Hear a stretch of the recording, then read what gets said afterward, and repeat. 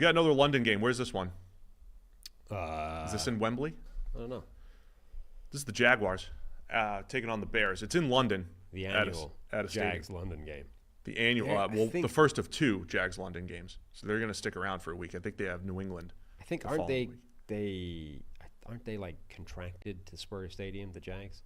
I don't know. But the Bears are going to be favored by 1.5 here in this game. Jags coming off their first win. They're 1-4. Bears coming off a big win. Caleb Williams' best game. It is the generational prospect bowl here, Sam. Yeah. This one is Trevor Lawrence versus Caleb Williams. Spurs Stadium again. The next one. Tottenham. Yeah, the next one they're home in Wembley, though. Oh, so the Jags have to go all the way to Wembley. All the way. How far is that commute? I honestly don't know. From Tottenham. Yeah. Ben Stockwell, you still watch us? Give us some information here. What's the commute from Tottenham to Wembley? God. What? It's just there's just something wrong with it. It's an hour away, apparently. That's a long. It's an hour away on the North Circular. You just jump on the trolley or something. God. What do you do? What? Stop. Just stop. Stop saying things. Talk about the football then. Talk about the football. It's a fun matchup here. The Generational Bowl. Yeah. Generational Prospect Bowl. Yes, that's what this is. Yeah. We're at the point where there's so many times that former number 1 overall picks, because they're all quarterbacks now, there's a lot of number 1 versus number 1 matchups. Yeah. You got like Goff, Baker, and all that. These are fun matchups. I mean, look, we got signs of life from Trevor Lawrence and the Jags last week, and they do it again against this Bears defense, which does seem to be consistently able to outperform, I think, the talent level or even the play level individually.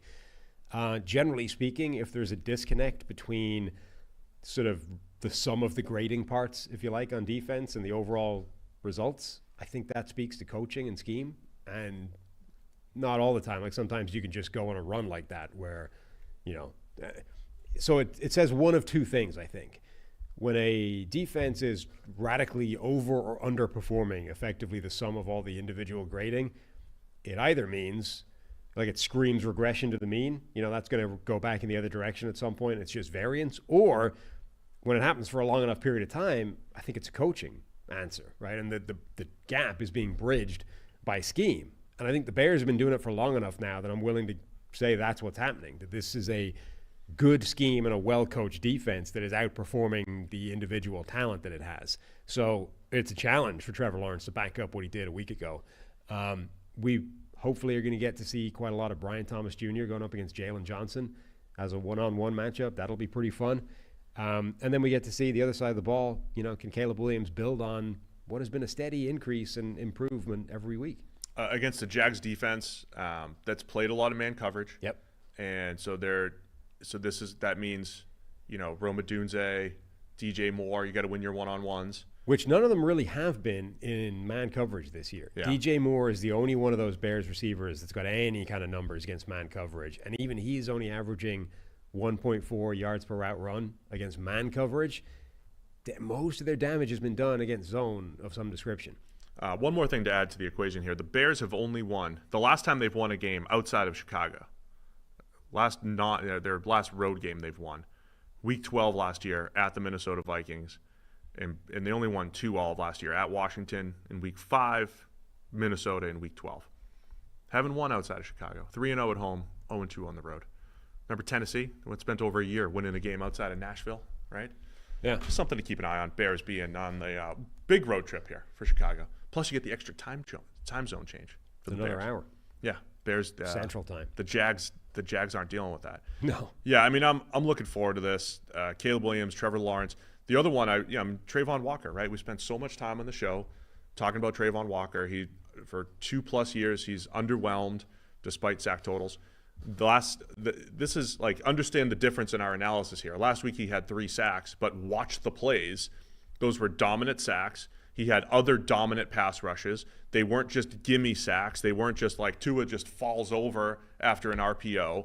So sacks are overrated if you just use that as an evaluation tool. When you watch the other stuff, you get a better evaluation tool. And last week was the first time Trayvon Walker came out there and had a truly dominant number 1 overall pick type of performance. And again, I'll reiterate, is that an anomaly or is that a switch flip? Because if there's ever a type of player that who could flip a switch, it's a Trayvon Walker, freak athlete type of player, like Rashawn Gary did previously, even though he's regressed a little bit. But Walker might have that in him, and he's going up against Darnell Wright, who's had his ups and downs, but is a similar type of player, like a late bloomer at Tennessee, who's shown some good stuff for the Bears. I think that's a fun matchup in this one, Trayvon Walker and Darnell Wright. Yeah, coming off by like a genuinely outstanding game for Trayvon Walker. Can he do that again?